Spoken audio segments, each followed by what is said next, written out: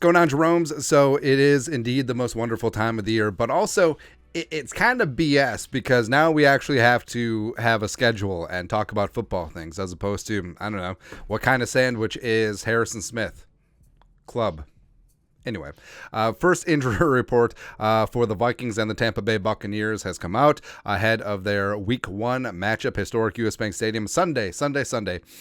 Thankfully, at noon, so Kirk Cousins will shine, and it will be a good day all around. But first practice is in the books on Wednesday. Vikings basically had a walkthrough, and it was more of an estimation of what would have gone down in a full practice. But of course, the Vikings are pretty damn healthy.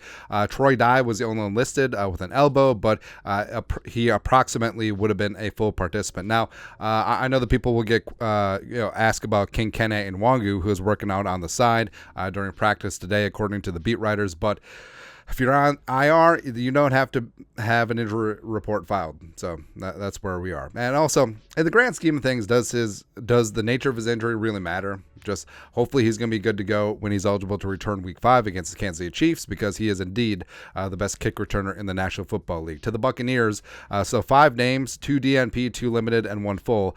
So the 2 DNPs, their first-round pick, number 19 overall, Kalijah Kancey, first-rounder, like we said. Diet Aaron Donald, the pride of Pitt, the undersized 3-tech getting after things, where, I mean, Kancey was going to be a big part of their defensive line, so we'll see if he does progress forward, at least to limited by Friday, and that could affect his availability on Sunday. Keyshawn Vaughn did not practice, not injury-related personal reasons, so he could and should be back at some point this week, but Keyshawn Vaughn is the third running back for the Buccaneers. Rachaad White and rookie Sean Tucker from Syracuse will be handling most of the running back duties for the Buccaneers. Just said duty. Kevion Merriweather, nailed it. Quad injury, limited participant. He was a UDFA safety out of Iowa, played well in preseason, had 6 tackles and a pass broken up. Anthony Nelson is the name that you'll know and love, part of their Super Bowl team. A pretty solid edge rusher. He's limited with a hamstring injury, 5.5 sacks for Tampa Bay last year. He recently signed a 2-year extension to stay in, what color is it? Like, is it like red wine and pewter? Is that what they're going with nowadays? I don't know.